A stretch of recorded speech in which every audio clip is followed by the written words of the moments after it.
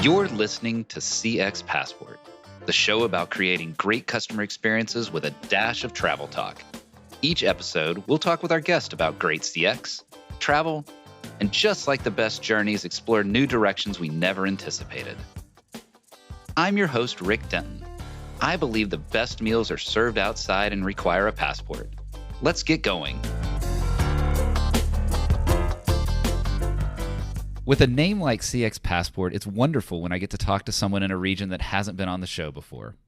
Today we get to expand to South America as we talk with Sebastien Munar. Sebastien, a CCXP, which is a certified customer experience professional, comes to us today from Peru, where he guides work in customer experience, strategic marketing, and digital transformation. Fluent in Spanish, French, and even some Portuguese, I am thankful that he is willing to tolerate my limited monolinguistic ability of English. I'm looking forward to hearing about his perspective on CX in the South American region, along with his overall global CX thoughts. Additionally, I'm eager to hear about Sebastien's plans to tackle the 7 wonders of the world. Sebastien, welcome to CX Passport. Thank you for the invitation, Rick. I'm glad to be here. It's going to be great. Well, hey, you get the opportunity to introduce a South American CX perspective to our listeners. You've been at the forefront of introducing CX in the past, having had the chance to create a CX department from scratch. Tell me about that. Yes, regarding the CX perspective in South America, I consider that we're still a young market and with high standards of human service. From the customer point of view, we have an extremely higher bar when it comes to one-to-one relationship.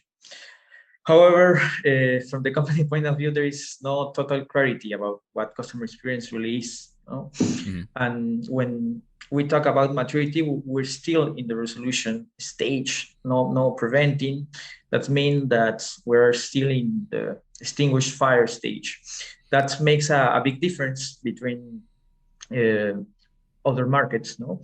And because that's, we have accelerated digital transformation that has been about COVID-19, and we have not all work 100% due to the levels of maturity and cultural spectrum. Mm-hmm. And what did this happen? Because there is no deep understanding of the role of customer experience as a business discipline. No? The era of the customer experience officially began in 2010.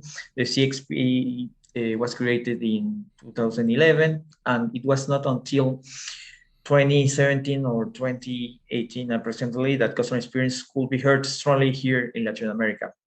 Until barely 3 or 4 years ago, CX was completely unknown term here. I started about 2014 in B2B company, where it was called Projects and Channels, and which was a pioneer in the development of customer focus in the sector. By that time, in other companies, it was simply called customer service. No? Maybe something like that happened also in the United States. And little more than 2 years later, I started to lead the customer experience and churn area in a telecommunication company that was one of the real pioneers in customer experience management in Latin America. I believe that in those years, a complete turnaround took place and companies began to question their internal processes and the way they put together their value propositions. No? And that is where I saw the early adopters of CX in LATAM. And currently we are in the process of massifying the discipline, but there is still a challenge in terms of change management. Interesting. So you and I, when we were talking about this, the idea of experiencia, cliente wasn't even an existing phrase there before. So you talked about the change management there. Have you seen, is there active resistance to the idea of customer experience? Or are you finding this is more about educating companies on how to create great customer experience? Yes, indeed. The term did not exist until a few years ago. I remember, that's an anecdote, 3 years ago when I started teaching CX at university, and my student asked me what this concept was, no? And just regarding the idea of CX, whether if it's as resistant occurred or a more of a formative approach was applied. In fact, both happened. Okay. They happened sequentially. And first, there was a strong resistance to change, which is why I was mentioning that there is a big change management challenge they discovered to this day. And for me, becoming a customer-centric company means generating a culture around this philosophy and creating capabilities that enhance the business strategy. So when a company does not have then super aligned, frictions begin because employees at all levels have neither the knowledge or the tools to support this new path of putting the customer at the center of the business. No? Mm-hmm. And this generates fear and frustration in them, which later translates into resistance to change. Therefore, that is the most important, because that make them part of the change and show then why is the transformation is necessary. No? And that is where the part of education, training, and above all permanent support begins, where ambassadors or internal promoters, no, taking the NPS of this culture of experience transformation must be great. I work a lot for that, and I'm in my third digital transformation, and I have seen firsthand the importance of managing this change correctly and step by step. Oh yeah. No, that makes a lot of sense. And when you talk about the digital transformation aspect of it, I'm thinking about something you said at the very beginning. And you talked about how in LATAM there's this, one-to-one culture of customer service and engagement and being, delivering a great customer experience on the one-to-one, but not at the company level. I'm thinking about that, how that plays from the human aspect as you talk about a digital transformation. So as you walked companies through that change management of a digital transformation, how did you continue to connect with the employees that they would still be able to deliver that human aspect of customer experience that they had been providing before? For me, it's particularly important to teach by example, no? And to be able to have a spectrum of experience in different roles and areas, no? Because they believe in you, and that generates a greater empathy in all employees at every levels of their organization. For example, I'm going to tell you a little bit of my story. The truth is that, like many of today's customer experience professional, I did not start out directly in this discipline. No? In fact, my career started in something different, that is finance, since right. I studied economics. But my professional career led me by chance to have the opportunity to be in other areas such marketing, churn, pricing, business planning, strategy, and to learn about different sectors. No? And I think that is that precisely allow me to open a path for customer experience and to create a more in easier way the department from scratch and to make empathy with my team, no? And I think that's the idea of customer experience, that it is a cross-functional discipline, and you have to understand deeply all areas, all departments, all kind of jobs, because that is when employees say, oh, this guy understands me in a deeply way. No? All of those experiences helped bring you in a position where you're able to understand what the various employee groups are, the various employees as individuals, what their experiences they go through that change, because you may have actually worked in that space. You may have actually had that direct experience in that space. So you can speak their language, you can speak their experience and understand and that classic version of empathy. Let me pivot a little bit here. So I'm thinking about your experience that you're describing, and I know we're going to talk about those 7 wonders of the world here in a little bit. But I also know that you spent some time studying in Spain. And so I want you to tell me a little bit about that experience, both as a student and as a traveler. What was that like? That's a great question. The truth is that I love to travel, really. I have visited so far 30 countries in the world, and I have lived or studied in different cities in North America, Latin America, and Europe. And I remember my stay in Spain with great affection, really. I was in Madrid studying my master's degrees in marketing for 14 months. In fact, I have to decide between Paris and Madrid, but because I have French family, I decided then to go to a different country to get know other places and to have a real student experience, no? Not to have the family side by side. It was an incredible experience because of the warmth of the people. No? Spaniards are really great people. And all the trips I was able to do From there, I did 3 tours into Europe, visit several countries, and occasionally also I took the opportunity to go to Paris to see my family. And I love the ease with which you can travel within Europe. No, Oh, yeah. this really different in Latin America. The distance here are actually different. So from those trips, I kept the lakes of Montreal, Italy, other in Switzerland, Bruges, Porto, and still Paris. Because even though I have visited it 1,000 of times, I still find it amazing every time I go. And within Spain, that I could visit well, I love the Balearic Island. Actually, my surname is from there. Oh. No, and the north of Spain is San Sebastian in the Basque Country because of my name. Right. And on the side of the sea experience, it was really complex because you must learn to manage on a limited budget. Yeah. And do magic so many times to be able to travel and take advantage of being in Europe. No, however, I remember that I always say that it's more difficult to be able to study well when you're so much partying, because there is the famous botellones. Right. And but even so, I still managed to come out to be the first of my entire graduating class of the master program. Oh wow, okay, that's great. Yeah, well, I were happy. And for the experience, for me, that was almost 9 years ago. It was really very important to understand that having a global view, to always seek to be in contact with different people in the world and to exchange perspective and experience with professionals from all the regions of the world.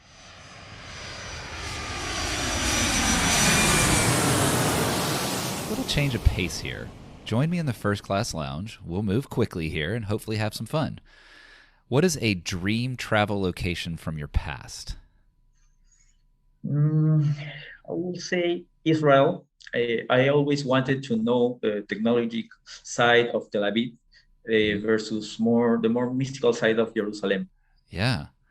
Yeah, that's interesting, right? Most people talk about doing the faith tours in Jerusalem, but you're right. Tel Aviv has a phenomenal technology base as well. Definitely a great place. Dream travel location you've not been to yet? Definitely Indonesia. I imagine myself on a paradisaical beach. Yeah, I think we'd all like to be on a beach, that's for sure. What is a favorite thing to eat? That's a tough question because Peru has the best food in the world, right? And you're not biased at all, no. But my favorite Peruvian food is ceviche and lomo saltado. As international dish, I really like lasagna, and for French dish, coq au vin, hachis parmentier. Very nice. You and I are simpatico when it comes to ceviche and then, not related, but lasagna. Those two are some of my favorites as well. What is a thing your parents forced you to eat but you hated as a kid? I will never forget when my parents forced me to eat broccoli, and they did not believe me that I hate it. After that day, I think they understood. Perhaps we won't ask how you demonstrated how much you hated it, but at least we'll just know that you did hate it and your parents were convinced. What is one travel item you will not leave home without? I don't have an item like that, but I have to confess that I'm a person who likes to travel with a lot of clothes in the luggage.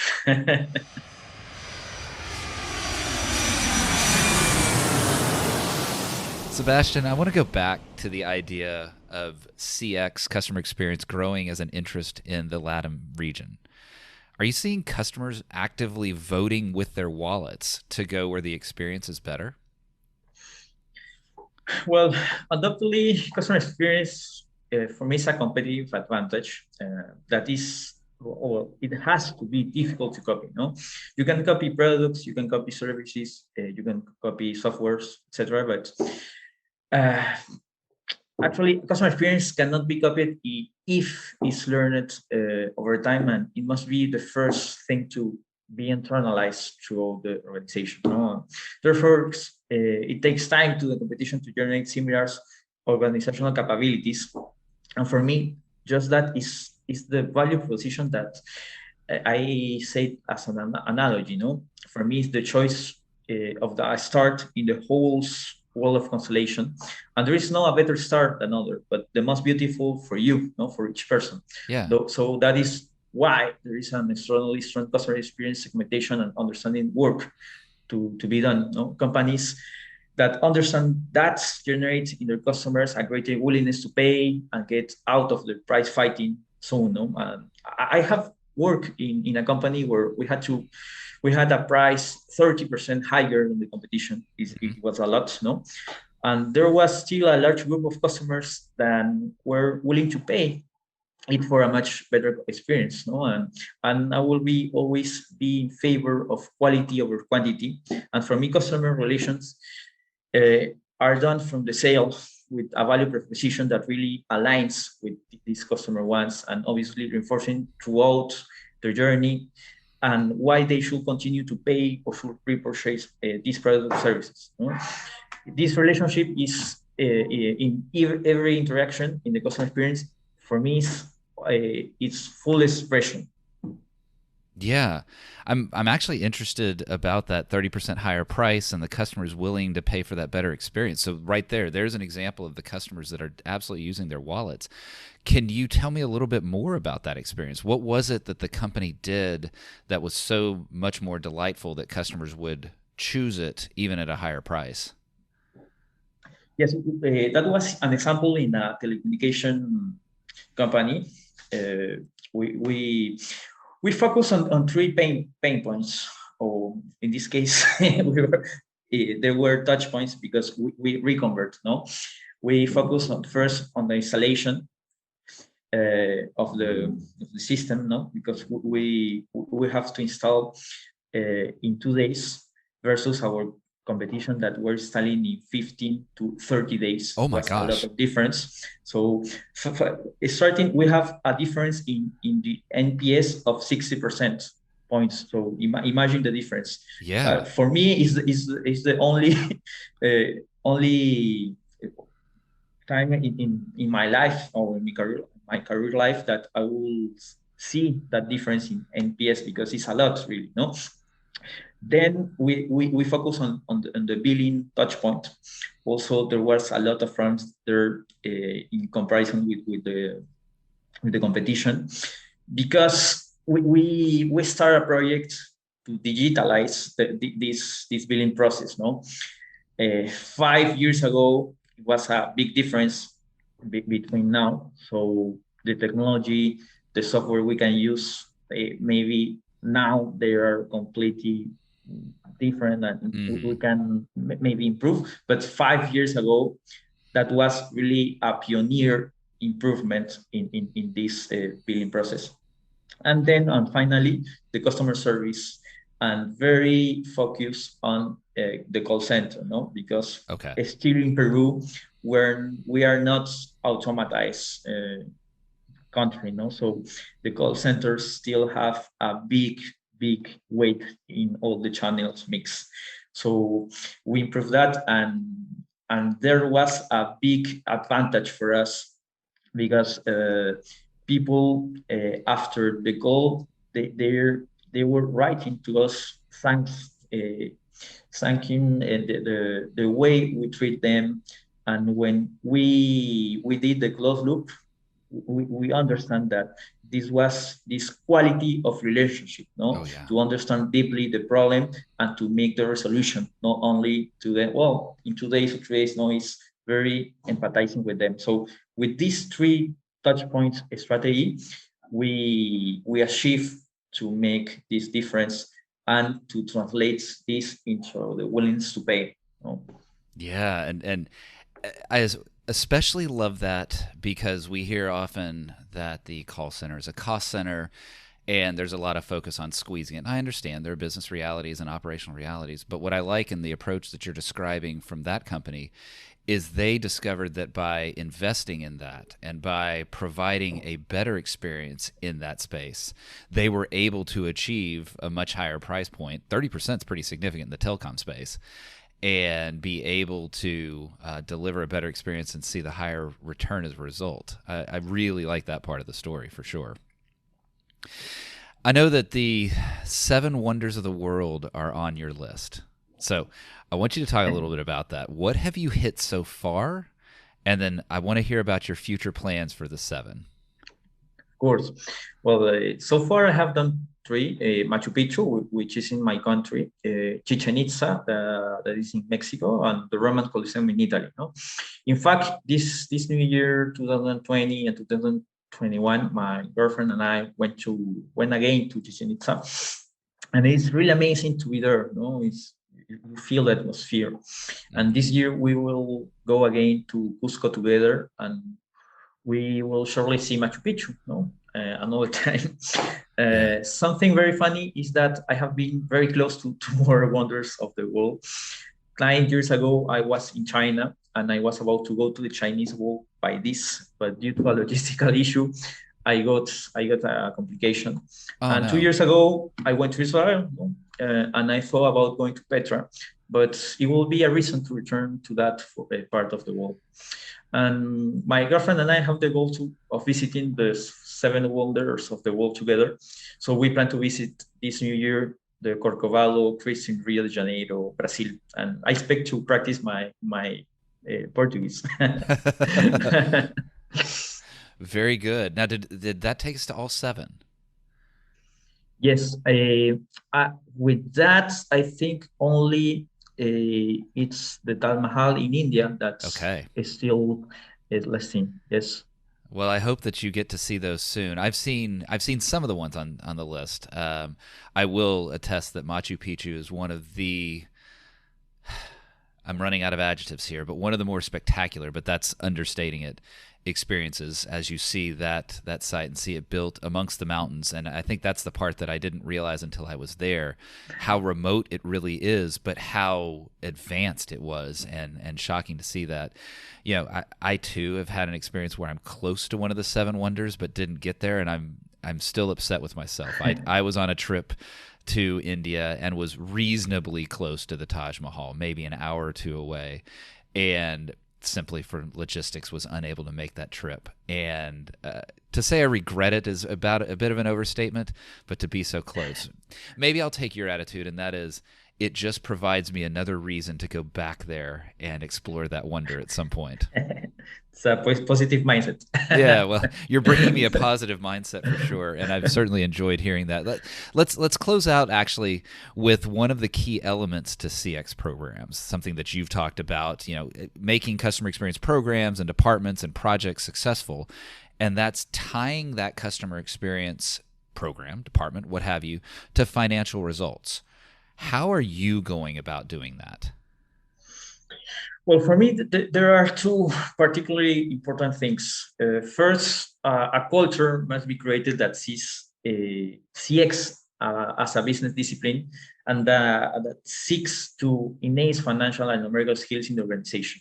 Many companies say they know how to do quantitative things at customer experience level, but they only measure NPS. And that is not applying a complete CX economics approach, as I call it. For that, a training program must be generated at all hierarchical levels of this type of skills and generate champions. That's important. Different business areas, as well as aligning a single model to the company between CX, business areas, and finance. If finance does not actively participate in this process, it will not make sense, since they are the final validators of these models. Mm-hmm. And when the first step is in place, we must begin the process of making the experience tangible. For this, the key is to identify 3 things. First, the customer's perception metrics, such as NPS, CSAT, SS. Then 2, the drivers of experience.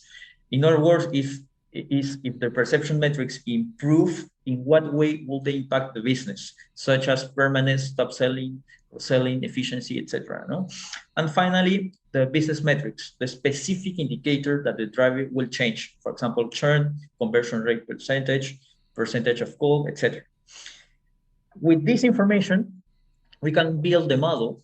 For example, if a customer experience initiative generates a 5 percentage point improvement in NPS, and we are in telecommunication business, then that should be reflected in retention driver through the churn metric. Mhm. So how much does 5 percentage points mean in the lower term?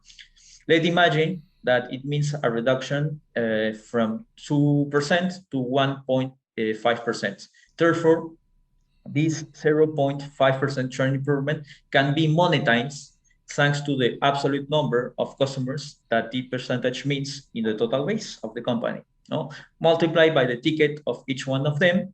So you have the final impact, and then you can multiply that by the margin and have in EBITDA terms. No? For me, the biggest challenge will always be linking the perception metrics with the business metric. That is why I always say that the complexity of this is objectify the subjective. I love the phrasing. I definitely love that phrasing.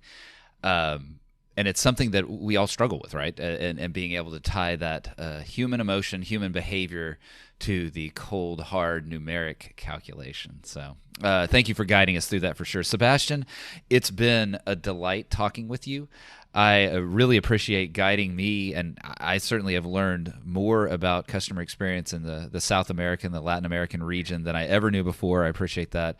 I have a newfound appreciation for the seven wonders of the world and have alt-tabbed over to another screen a little bit later, and will be booking my plans, trying to figure out how to hit those seven because they are so spectacular.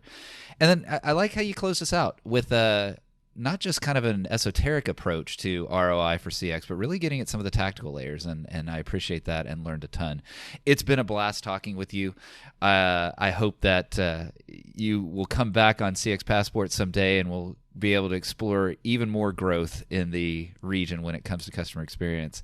Thanks, Sebastien. It's been a delight, and I wish you the best of the rest of your day. Thank you very much, Rick. Thank you for the invitation, and I really enjoyed the conversation. Thanks for joining us this week on CX Passport. Make sure to visit our website, cxpassport.com, where you can hit subscribe so you'll never miss a show. While you're at it, you can check out the rest of the EX for CX website. If you're looking to get real about customer experience, EX for CX is available to help you increase revenue by starting to listen to your customers and create great experiences for every customer every time. Thanks for listening to CX Passport, and be sure to tune in for our next episode. Until next time, I'm Rick Denton, and I believe the best meals are served outside and require a passport.